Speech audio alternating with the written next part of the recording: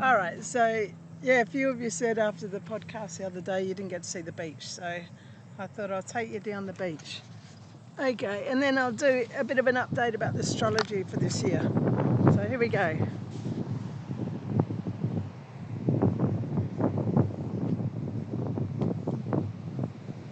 Beautiful part of Australia, Bass Strait, Victoria, at its best.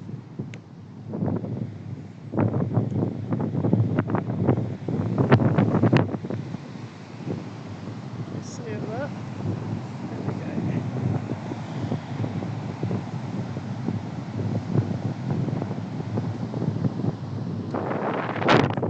Wait, still going? Oh yeah.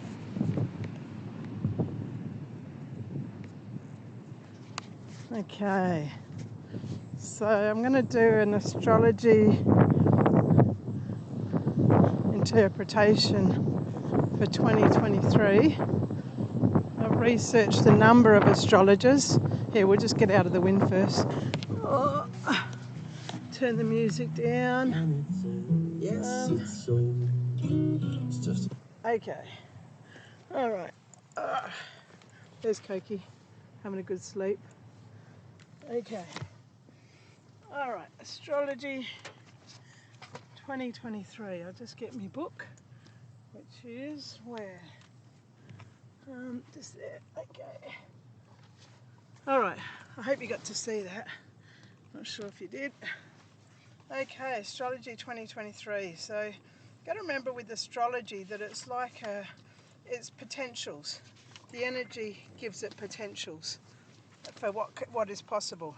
So, generally speaking, 23 they're kind of seeing as a transition year, and that 24, 25 the action starts happening.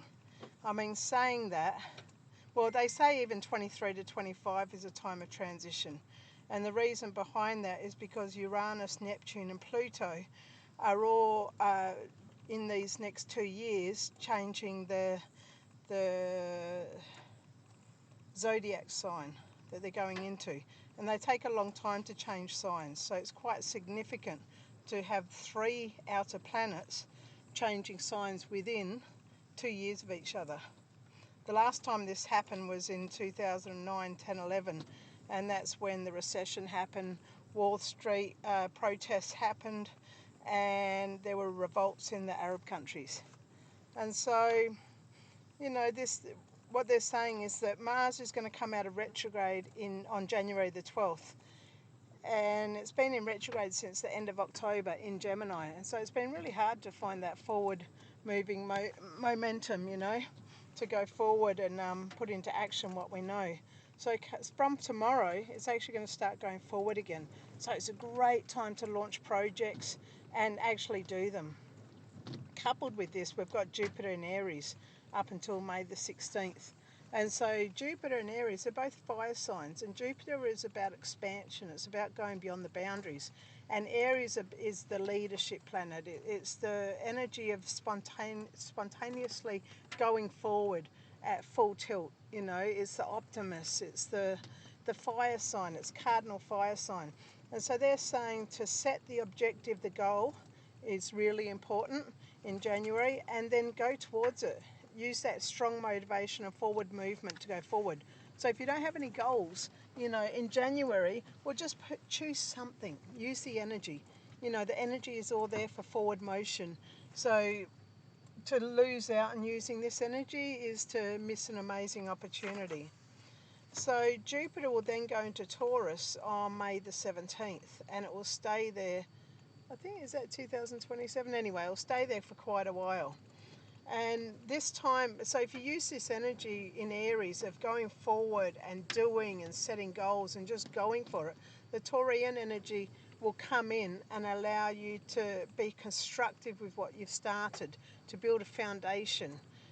You know, this earth sign, Taurus, is all about being realistic and practical and finding a way of going, and then in a fixed way going forward. And so it's really pivotal time in May to be able to get a bit more organised with what you've put into focus earlier in the year. Now Saturn is going to go into Pisces March 5th, 6th, around there, depending on where we live, and stay in Pisces until 5th of March next year. And so this is great for Scorpions and Leos. We've had 5 years of Saturn sitting in its own sign. And so, you know, in its own sign, it's in its own home. It's like when you're in your own home, you're a bit more comfortable. Saturn moving into Pisces is going to, you know, create a bit more uncomfortableness, because Saturn is all about boundaries and Pisces is the one with spirit. And so being one with spirit and setting boundaries can sometimes be contradictory. And so the last time this happened of Saturn being in Pisces was when the Berlin Wall collapsed, when we had a plague, AIDS, when we had this is when Saturn was in its own, I'll slow down a bit. When Saturn was in its own houses back in 87 to 92, that's when the Berlin Wall collapsed. That's when the plague AIDS happened, and it was the end of apartheid. Okay, does it sound similar to now? Okay, so what we're moving into is we're moving out of that energy and into Pisces. Now, you've got to remember that Saturn is a teacher, it's a builder. It builds foundations, it sets the walls of boundaries of where things are going to be. And so being in Pisces is asking us to be led by spirit. Now, Pisces' shadow side is delusion. And so having used the Aries and Jupiter energy to put forward a project and to go for it, then Saturn's going to come in and say, all right, what about the boundaries? Well, if you can be led by your intuition to set those boundaries on your goals and aims and projects, then you'll do really well, but you'll have to be very careful not to fall over into delusion and lose what you've put into action already. Okay, all right. When Jupiter is in Taurus, it's going to sextile Saturn in Pisces. And so what that does is it breaks up any oppositions and softens squares. And so that tells us that June and July are going to be a bit softer with the Jupiter energy. Okay, and so that's a time where, you know, it's all going to feel a bit softer than it has done. Now, what else have we got? Venus is going to move into Leo on June the 5th and stay there till October the 8th. And part of that time is going to be in retrograde. So Venus will be in retrograde from July the 22nd to September the 3rd.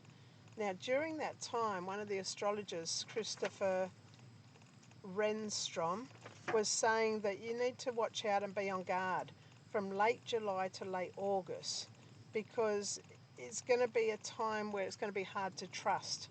You know, if we want to turn this around to make it more positive, from late July to late August, you're going to be tested on your trusting of your own self.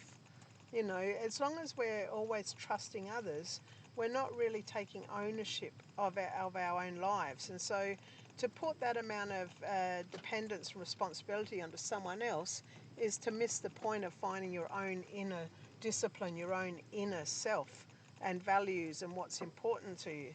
So we've had these last few years to go within and find out who we are. So Venus is going to give us an opportunity from late July to late August to be tested on how much we trust ourselves. Others around us, they've got to do what's right for them. We're in a time of transition. So to base our trust on others' behaviour isn't really fair in a time when there's so much change happening. And so Venus and Uranus are going to square 3 times this year. And they're going to be quite pivotal moments of volatility. Okay, and so it's really important during that time of knowing that all you need to do is trust yourself, that we're still working towards letting go of attachments. You know, like if you look into the Buddhist teachings, they say that our suffering is based on our attachments to things, our attachments to outcomes, you know, expecting something to happen in a certain way, and then when it doesn't, it throws us. Imagine if you had no expectations and no attachments. You know, I mean, it'd be very difficult because we live in a dualistic world, but we're getting pushed to really trust ourselves and to make intuitive choices based on what is right for us and what our goals are meant to be for our purpose in life. And so on June the 26th, Mars will be squaring Uranus, and then July the 2nd, August the 9th, and September the 29th are going to be 3 dates where Venus is going to square Uranus.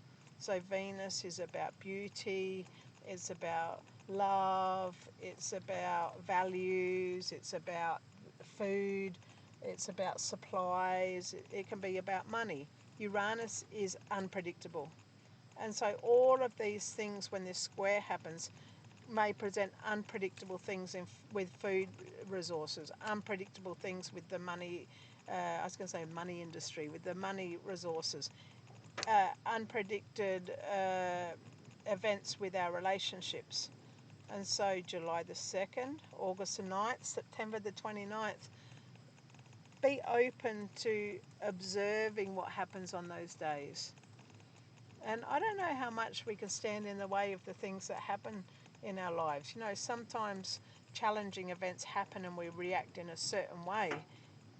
In hindsight, when we look back, good things are possible to come from this. So an example of this is the energies surrounding me recently when I was with family brought about a moment where I was behaving in a way that was judgmental to others. Now, this got me quite worked up, which is quite surprising because, you know, I don't have a lot of stresses in my life right now. And when I was able to sit with the energy afterwards, I was able to identify my part in the energy and then to go forward and apologise to those involved. And the outcome of this was that we were able to be more authentic with each other and stronger with each other. And we knew that even when we did things wrong, we would own our own things and were willing to take responsibility for them, and thus building stronger foundations between us. And so even though at the time sometimes things don't come out properly and they seem like we've burnt bridges, it's never too late to go back and talk to the people involved about what's happened. You know, to forgive yourself, you know, to not get caught in the shame, but to move beyond that and be more objective in our approach to our relationships. And so, yeah, Pluto moves into Aquarius on March the 23rd, and it will then jump back into Capricorn June 24th till I think it's December or something. I can't remember. Anyway, so until June 24th, from March the 23rd to June the 11th, Pluto will be in Aquarius. And Pluto's a transformer, and it's coming into the beginning of a new sign. And when anything comes into the beginning of a new sign, it's quite strong. It's very powerful. And so Pluto's the transformer, life and death, you know. And so we've got the ability to go forward and get a taste from March to June of what's possible that we can transform in our society, in our world, in our humanity. And to know that I can't see when that is, but next year when Pluto is fully in Aquarius and will be for the next 20 years, that's when it all begins. So we're going to get a taster this year of what's possible to transform in our society. What have we got? We've got eclipses happening, and they're going to predominantly affect Scorpions, Aries, Librans and Taurians. And so these are all oppositions. Aries and Libra are opposite, Scorpio and Taurus are opposite. So these configurations are going to be particularly affected by eclipses this year. So Aries is all about going forward, leadership, optimism, you know, jumping into new things. Libra is all about looking at the big picture and finding justice and before jumping in. So quite opposite. Then we've got Scorpio and Taurus, and Scorpio is intensely feeling into the deepest realms of things, whereas Taurus is being realistic about it and a bit more objective about it. And so the solar eclipse, the first one on April the 20th, is actually going to square Pluto. And so this is, April the 20th will be a great date to watch to see what happens, because it's got great potential, you know, for the final transformations in the Capricorn energy of the old system.